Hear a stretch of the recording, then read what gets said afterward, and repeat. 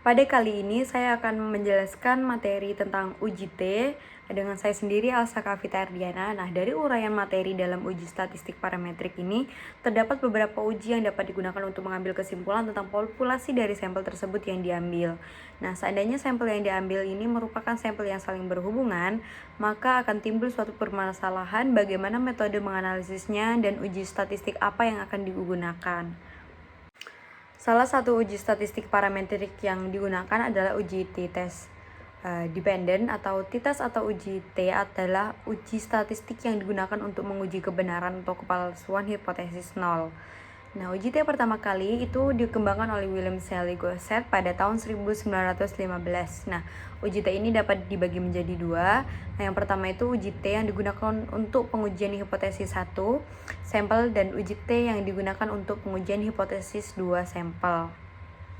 Nah, jadi bila dihubungkan dengan kebebasan atau independensi atau sampel yang digunakan khusus bagi uji T dengan dua sampel, nah maka uji T dibagi lagi menjadi dua, yaitu T uji sampel bebas atau independen dan uji T untuk sampel berpasangan atau paired. Nah, uji t-test dependent adalah pengujian yang mana tidak adanya perbedaan yang signifikan antara nilai variabel dari dua sampel yang berpasangan atau berkolerasi. Lalu, pengertian dari t-test dependent sendiri yaitu adalah pengujian yang mana tidak adanya perbedaan yang signifikan antara nilai variabel dari dua sampel yang berpasangan atau berkorelasi. Nah, sampel berpasangan ini dapat berupa, yang pertama itu sampel yang diukur dua kali. Nah, misalnya sebelum sampai sampel diberi iklan dan sesudah diberi iklan. Nah, yang kedua, dua sampel berpasangan itu diukur bersama. Nah, misalnya sampel yang satu diberi iklan dan sampel yang lain itu tidak. Adapun fungsi dari t-test dependent adalah untuk membandingkan rata-rata dua grup yang saling berpasangan. Nah, sampel berpasangan ini dapat diartikan sebagai sebuah sampel dengan subjek yang sama namun mengalami dua perlakuan atau pengukuran yang beda. Lalu ada syarat penggunaan uji T. Nah, yang pertama itu uji komparasi antar dua nilai pengamatan berpasangan. Nah, misalnya itu sebelum dan sesudah. Nah, yang kedua itu digunakan pada uji parametrik, di mana syaratnya itu sebagai berikut. Nah, yang pertama, satu sampel atau setiap elemen mempunyai dua nilai pengamatan. Nah, yang kedua merupakan data kuantitatif atau rasio dan interval. Lalu yang ketiga, data berdistribusi normal atau di populasi terdapat distribusi difference atau sama dengan D yang berdistribusi normal dengan mean PD sama dengan 0 dan varian sama dengan 1. Lalu yang selanjutnya itu ada rumus uji t-test dependent. Menurut Sugiono 2010, rumus uji t-test dependent yaitu dengan statistik hitung atau T hitung. Jadi T sama dengan X di min P0 per SD garing akar N. Nah, di mana keterangan ini D sama dengan selisih atau X1 dan X2 buka kurung X1 min X2. Nah, sementara N-nya itu jumlah sampel dan X bar sama dengan rata-rata, sementara SD itu standar deviasi dari D. Lalu, yang selanjutnya adalah langkah menggunakan uji t-test dependent. Nah, menurut Ratih 2014, langkah-langkah pengujian signifikansi atau hipotesis dalam pengujian perbedaan rata-rata dua kelompok berpasangan. Nah, yang pertama itu menetapkan H0 dan H1. Yang kedua ini menetapkan titik kritis atau tingkat kepercayaan 95% atau tingkat kepercayaan 99% yang terdapat pada tabel T. Nah, yang ketiga, menentukan daerah kritis dengan DB sama dengan N-1. Yang keempat, atau D, tentukan T hitung dengan menggunakan rumus. Yang kelima, atau E, lakukan uji signifikansi dengan membandingkan besarnya T hitung atau dengan T tabel. Lalu yang selanjutnya ini ada contoh kasus. Nah, contoh kasus dalam pengerjaan pengujian atau signifikansi atau hipotesis.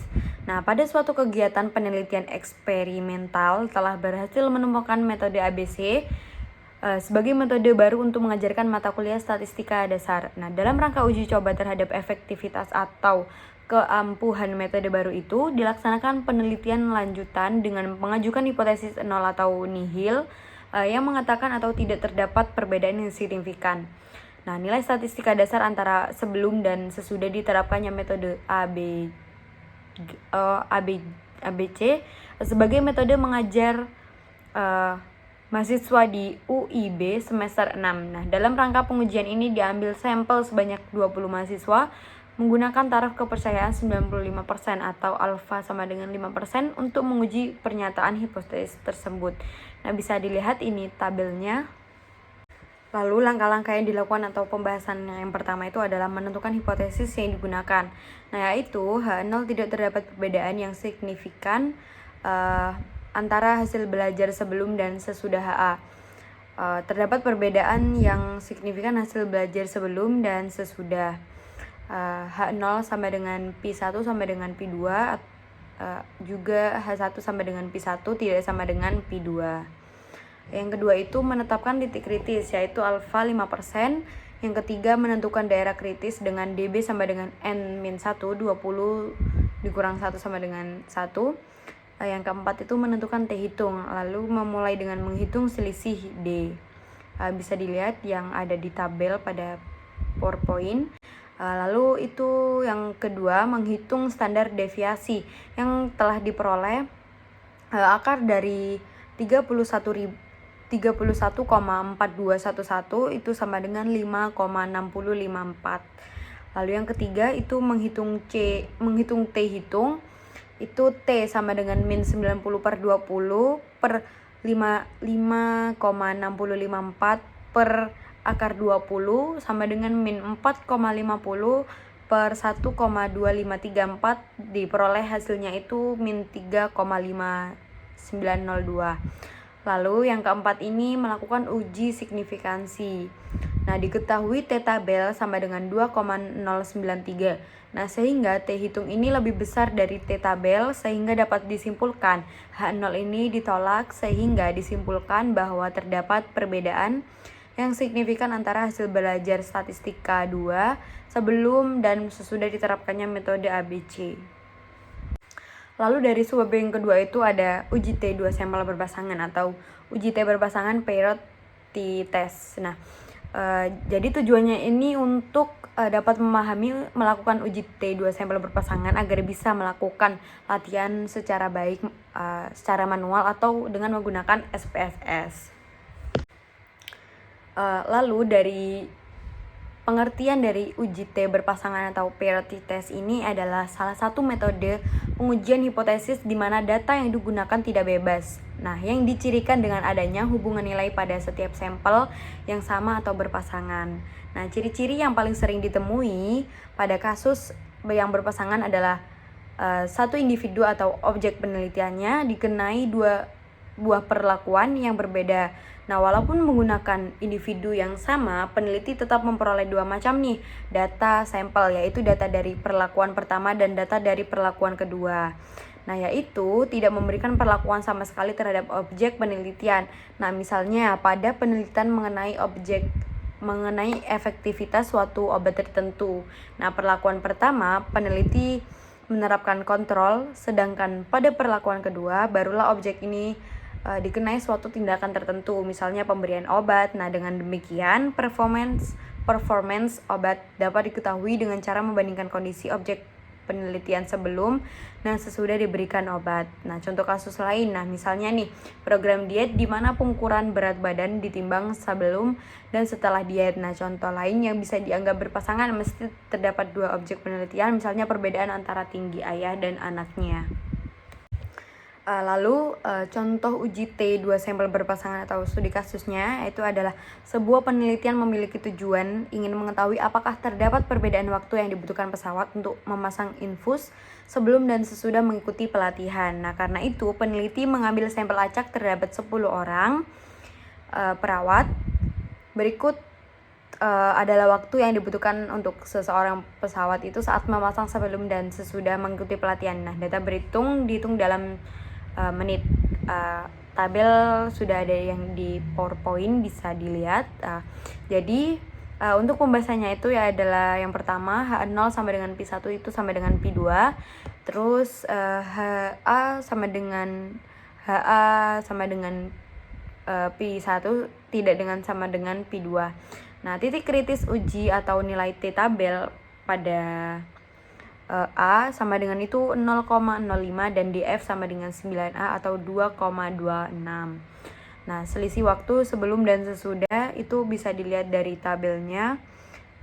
D sama dengan 8/10 atau D sama dengan 0,8. Standar deviasi itu akar dari 10 buka kurung 106 dikurangi 64/10 buka kurung 10 min 1. Jadi standar deviasinya itu 3,33. Nah, sementara untuk T hitung ini diperoleh menjadi 0,76. Jadi nilai T hitung sama dengan 0,76 kurang dari 2,26. Jadi T tabel atau H0 itu diterima. Jadi kesimpulannya itu tidak ada perbedaan waktu yang dibutuhkan perawat untuk memasang infus sebelum mengikuti pelatihan dan sesudah mengikuti pelatihan. Lalu yang kedua ini adalah uji T 2 sampel bebas. Nah, tujuannya itu bertujuan untuk agar dapat memahami melakukan uji T 2 sampel bebas agar bisa melakukan latihan baik secara manual atau menggunakan SPSS. Nah, uraian materi dari uji T 2 sampel bebas ini adalah uji T atau sampel independen atau bebas adalah metode yang digunakan untuk menguji kesamaan rata-rata dari dua populasi yang bersifat independen.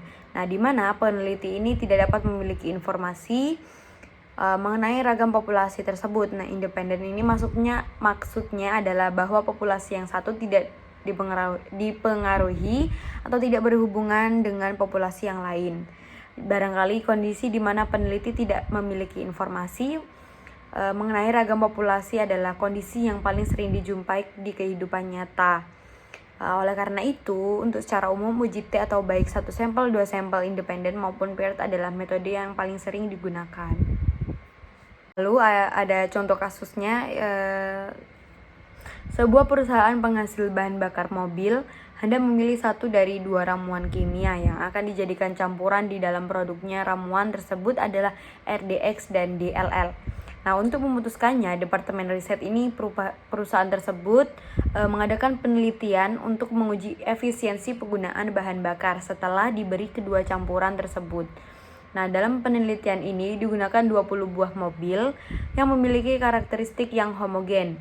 Nah, dari 20 mobil ini, 10 diantaranya diberi bahan bakar dengan campuran RDX dan 10 mobil sisanya diberi bahan bakar dengan campuran DLL. Nah, kedua 10 mobil kemudian dijalankan oleh 20 orang pengemudi dengan kemampuan mengemudi yang homogen pada suatu lintasan tertentu dengan memberikan 1 liter bahan bakar untuk setiap mobil. Nah, jarak tempuh 10 mobil yang diberi bahan bakar bercampur RDX dan 10 mobil dengan bahan bakar yang bercampur DLL kemudian dicatat. Nah, data jarak tempuh atau dalam kilometer disajikan pada tabel berikut. Bisa dilihat dari tabelnya. Jadi yang perlu diperhatikan dalam kasus ini adalah sebanyak 20 mobil memiliki karakteristik homogen yang digunakan. Nah, yang kedua, ke-20 mobil ini kemudian dibagi menjadi 2 grup, yaitu grup untuk mobil yang diberi bahan bakar RDX dan grup untuk mobil-mobil yang diberi bahan bakar DLL. Yang ketiga, kedua grup ini saling bebas satu sama lain. Lalu yang keempat, peneliti tidak memiliki informasi mengenai ragam populasi dari data kedua grup. Sebelum berlanjut, lalu memeriksa apakah data di atas itu menyebar normal atau tidak. Apabila data tidak tersebar normal, maka uji T 2 sampel tidak dapat diterapkan. Hipotesis uji kenormalan ini datanya sebagai berikut. H0 sama dengan data menyebar normal, sementara yang H1 ini data tidak menyebar normal. Lalu, uji asumsi kenormalan data RDX sama dengan Lilliefors atau Kolmogorov atau Smirnov. Normality test data sama dengan itu RDX. D sama dengan 0,1354, sementara P value-nya itu 0,8688. Nah, uji asumsi kenormalan data DLL itu Lilliefors sama dengan atau Kolmogorov atau Smirnov Smirnov atau normality test data sama dengan itu DLL. Sementara D-nya itu 0,143 dan p-value itu 0,8133. Nah, dari kesimpulan statistika untuk uji normalitas data RDX dan DLL ini itu diterima H0 karena p-value itu lebih dari 0,05. Nah, dengan kata lain, kedua data ini menyebar normal. Nah, perlu diketahui bahwa kasus di atas ini layak dianalisis dengan uji T2 sampel independen karena yang pertama, kedua data itu menyebar normal. Yang kedua, dua sampel tersebut ini bersifat independen karena data RDX tidak dipengaruhi atau tidak berhubungan dengan data DLL. Lalu yang ketiga, peneliti ini tidak memiliki informasi mengenai ragam populasi dari kedua sampel. Oke, lalu sebelum melakukan uji hipotesis kesamaan rata-rata dua populasi dengan uji T2 sampel independen, nah itu ada pertanyaan yang perlu dijawab nih, yaitu apakah ragam populasi dari dua sampel yang diasumsikan homogen atau tidak. Hal ini tuh penting untuk memutuskan apakah kita menggunakan metode uji dua sampel independen dengan asumsi ragam kedua populasi diasumsikan homogen, ataukah menggunakan uji T2 sampel independen dengan asumsi ragam kedua populasi tidak homogen. Nah, perlu juga diketahui bahwa keduanya memiliki rumus perhitungan yang berbeda. Jadi untuk itu, asumsi homogenitas ragam populasi dari dua sampel ini perlu diuji terlebih dahulu. Nah, hipotesis untuk uji homogenitas ragam populasi adalah H0 sama dengan P RDX per P pangkat 2 DLL sama dengan 1. Sementara untuk H1-nya itu P2 RDX per P2 sama dengan DLL atau tidak sama dengan 1. Nah, untuk H0 ini berarti rasio ragam populasi dari kedua sampel ini adalah 1. Jadi hasil ujinya itu disajikan sebagai berikut. F-test atau to compare two variance data RDX dan DLL. Jadi F-nya itu 0,4084 atau num DF sama dengan 9, denom DF itu 9, sementara untuk p-value itu 0,1984. Nah, alternatif hipotesis atau true ratio of variance is not equal to 1 atau 95% confidence interval atau 0,1014400 dan 1,6642037. Jadi sampel estimate atau ratio of variance itu 0,4836969. Jadi kesimpulan statistika ini itu diterima H0 karena p-value lebih besar dari 0,05, sehingga kita dapat mengasumsikan bahwa ragam populasi dari kedua sampel itu adalah homogen. Jadi untuk itu metode yang tepat adalah uji T2 sampel independen dengan asumsi ragam populasi dari kedua sampel adalah homogen. Nah, pada tahap ini tuh kita bisa langsung melakukan analisis data dengan uji T2 sampel independen dengan asumsi ragam populasi dari kedua sampel adalah homogen.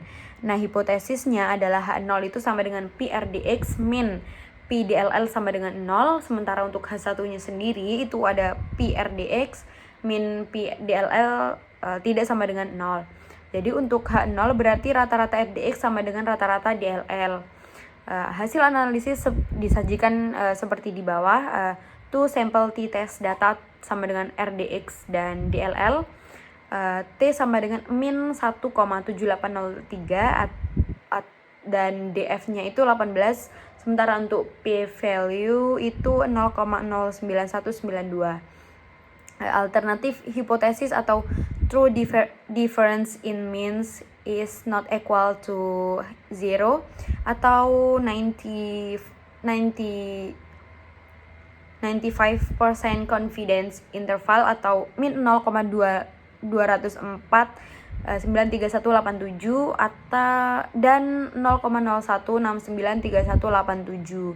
Jadi sampel estimate atau mean of X min of Y itu 5,238 dan 5,332.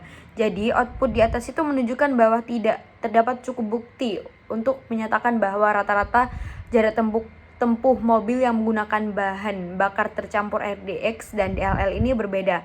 Nah, dengan kata lain, rata-rata jarak tempuh mobil berbahan bakar RDX dan DLL tidak berbeda nyata pada taraf nyata 5%. Perbedaan nilai rata-rata jarak tempuh mobil yang berbahan bakar RDX itu tadi 5,238 dan DLL itu 5,332 hanyalah bersifat kebetulan semata. Jadi sehingga perusahaan ini dapat memilih salah satu dari ramuan RDX atau DLL karena keduanya memiliki performance yang sama.